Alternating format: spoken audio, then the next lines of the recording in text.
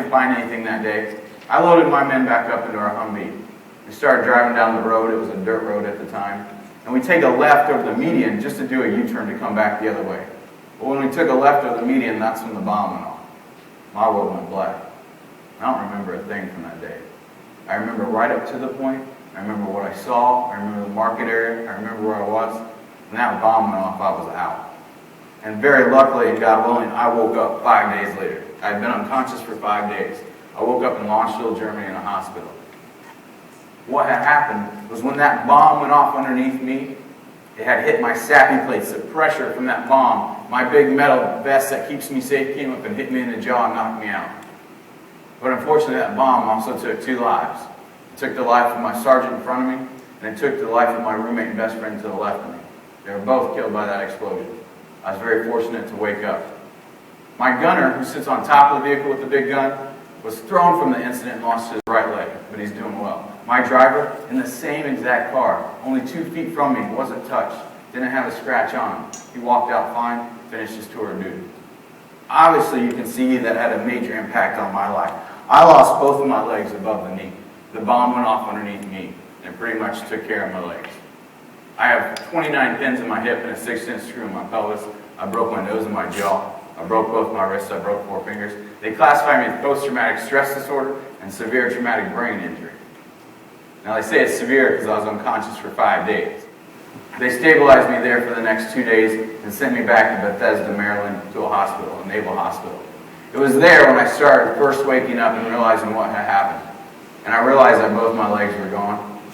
And I really thought my life was over at that point. My jaw was still wired shut for 3 weeks. What they didn't tell me at the time was they didn't know if I'd be able to walk ever again because of that damage. And I was in a wheelchair for the first time in my life. And I was a little bit scared to go out in the public because of what had happened to me. I'd been a big kid. I was 6'1", 210 pounds. I'd withered down to 120 pounds.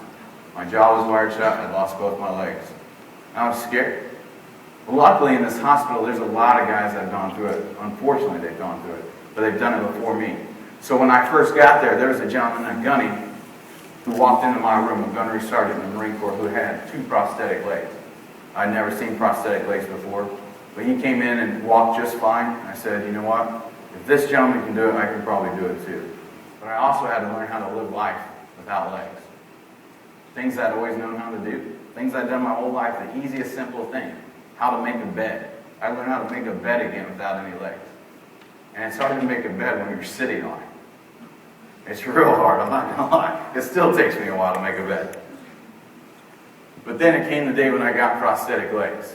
And I tell you what, they're not these prosthetic legs that you see. They start you off on these little, just short pole legs. They're about this long. They have no knees in them. I was literally about this tall. I looked like a little Oompa Loompa, just trucking around as hard as I could go. They said it was for balance. I think they just needed somebody to make fun of them. I'm not going to lie. So I trucked around for about 3 weeks doing that. Until they said, you know what, you've gotten pretty good on that balance. Just checking my time, apologize.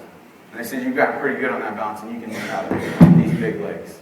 So I got new legs, and I found new challenges. It's like walking on stilts, if you've ever walked on stilts, but then you put a hinge in it, which is my knee. The first day I ever put these on, I took 1 step, and my knees just buckled, and I fell to the ground. Okay, get back up and start over. I didn't know how to get back up. I never learned how to get back up with prosthetic legs. It was all those simple things that I'd never thought about that I had to learn to do over.